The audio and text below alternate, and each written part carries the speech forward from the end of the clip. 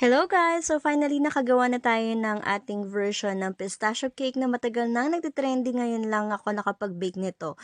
And I made my own pistachio sauce, then nilayer ko lang siya dun sa small tubs na nabibili lang sa Orange App, yung 500 ml. So yung pinakailalim niya ay choco moist cake, dinurog-durog ko lang siya, and then yung kanyang mocha icing, pistachio icing, and then may mga konting tsaka may cake din after niyan para hindi naman puro masyadong icing lang yung nalalasahan natin. And then, yung katayfi na nilagyan ko din ng pistachio sauce.